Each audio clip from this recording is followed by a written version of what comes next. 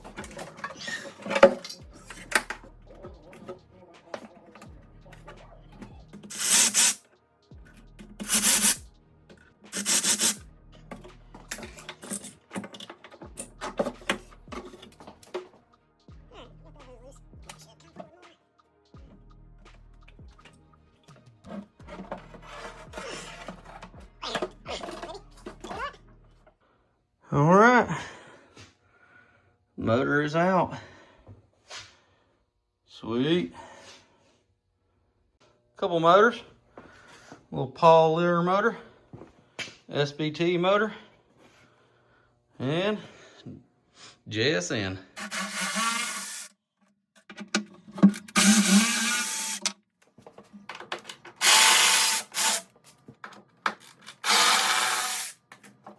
Got the pump out now, so we gotta change the prop real quick, and we can start trying to get it aligned back up in there.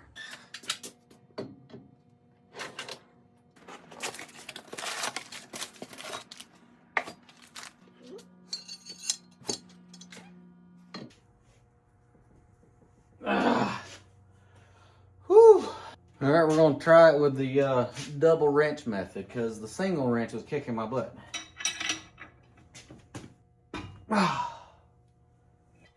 There we go. Now we're getting somewhere.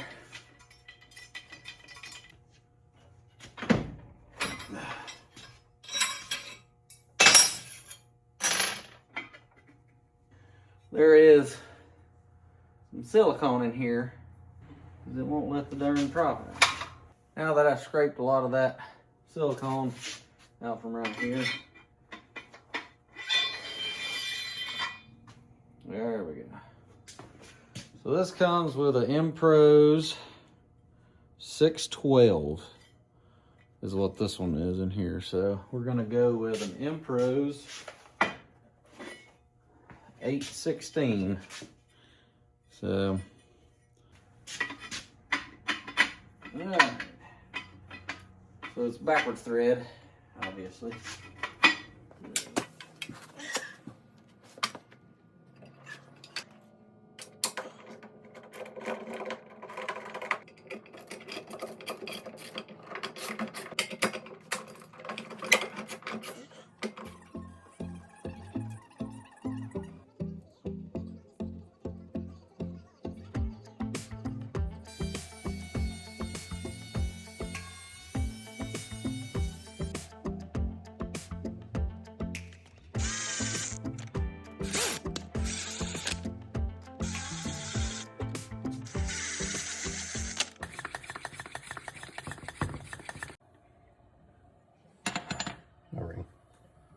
O-ring blown out.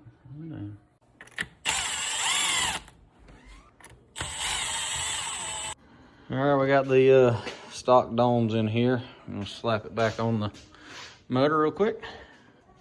And we're about ready to stick this motor in there. I did have a power valve leaking, so gotta get a new gasket. As you can tell, it was pinched off.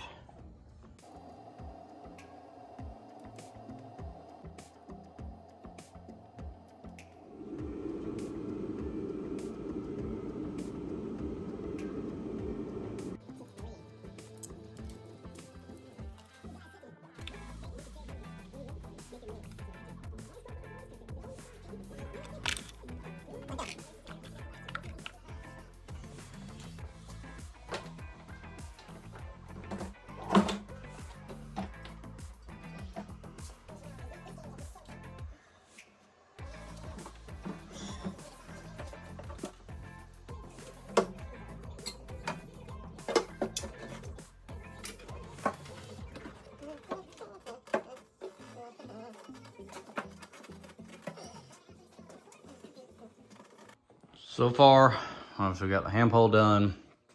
Got the motor sat in here, got it aligned, tightened down everything, got the whole pipe, exhaust system done. Waiting on the flywheel from Paul. Once I get the flywheel, I can put all that back on. And I get the electronics together, the intake and carb put in. Got to wire up the Zeal. I still haven't got it, obviously, wired up as you can see. Pretty much half the wiring is laying right there and everything. But I want to go ahead and get the motor in since I couldn't get that together. I want to give this stuff plenty of time to dry as well because there was a lot of moisture inside this cover. So hopefully I can get that sealed up better. We'll see.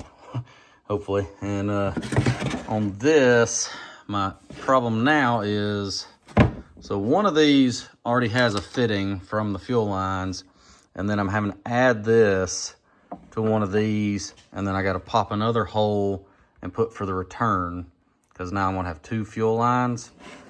The problem I ran into now is this thing that I ordered online won't fit in here, so I'm going to try to heat it up and see if I can just let it slide in there. That might be part of the problem. It is so close to fitting in there, but obviously I gotta get the fuel line and the filter and everything on there before I stick it back in there.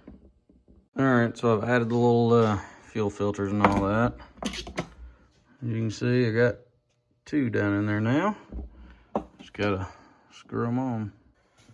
All right, so I gotta drill out a spot to put this grommet for the return. So let's get us a hole put right there.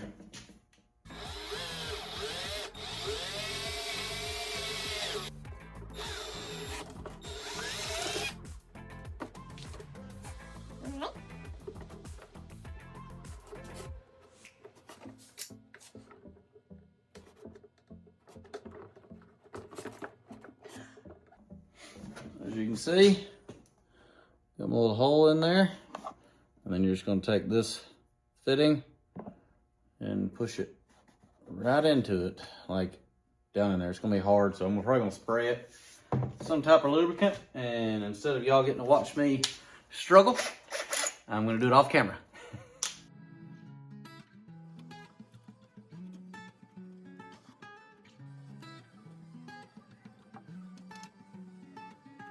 Got the gas tank fitting in, all that. Ended up putting the LSP flywheel in there for right now until I get the push one.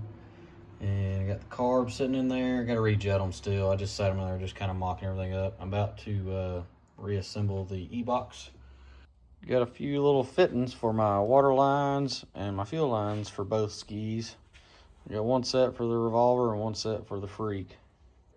Got everything mocked up now. Everything's put where it needs to be.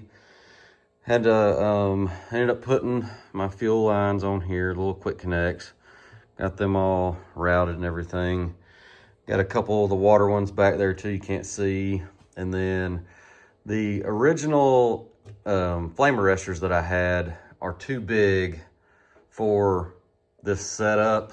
When you add the V3 reeds and the push intake, I don't know if the push intake is a little bit longer, but the gap that the V3 reeds pushes it out got where I could not get the other flame arresters in here. It's just too close. So I got these short ones from Paul Lehr. I ended up cutting them down a little bit too. You could kind of shorten them. And I was able to get a good enough gap now. I know it don't like much, but there is a good gap there now where it's not making contact. So might try to look into something else down the road, because he did say when he done a CFM test between these and the taller AB ones, these are about 20% less CFM. So I am starving the motor for oxygen. So got to come up with something different there. But for now, that's what I've got on it. So we're going to fire this thing up and then we'll go test it in the water. Alrighty. I've already primed it and everything, so it should be pretty close.